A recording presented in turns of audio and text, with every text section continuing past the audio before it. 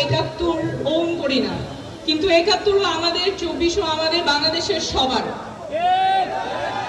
নেত্রকোনার মানুষ কঠোর পরিশ্রমী বলছি, কারণ আপনারা যেমন হাওর বাউরের সাথে, পালাগানের সাথে আপনাদের সম্পর্ক আছে, পাশাপাশি আপনারা অনেক কঠোর পরিশ্রম করেন।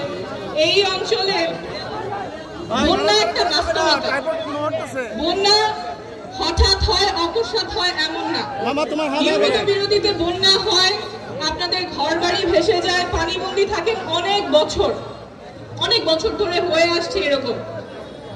আপনাদের যে কর্মক্ষেত্র, চাষবাস, মাছ চাষ, সেগুলো ক্ষতিগ্রস্ত হয়, কিন্তু সেই অনুযায়ী যেই প্রস্তুতি আপনাদের থাকা দরকার, যেই ধরনের সাপোর্ট আপনাদের পাওয়া দরকার, যেই ধরনের ত্রাণ কার্য এবং আগে থেকে পূর্বাভাস পাওয়া দরকার, সেরকম ব্যবস্থা আপনাদের জন্য করা হয় নাই, যার ফলে আপনারা বছরের পর বছর শুধুমাত্র ক্ষতিগ্রস্ত হয়েছে।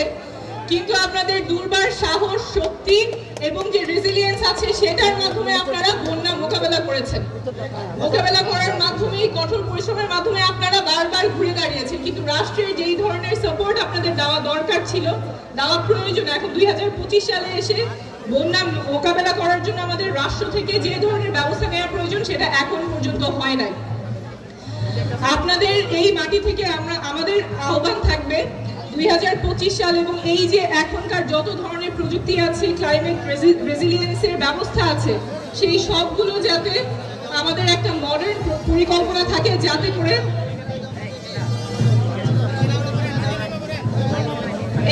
একটু সাউন্ডটা যারা করতেছেন, একটু যে ধরনের সাপোর্ট প্রয়োজন, সেই ধরনের সাপোর্ট থাকা প্রয়োজন। এবং চিকিৎসার ক্ষেত্রে আপনাদের অনেক ভোগান্তির শিকার হতে হয়।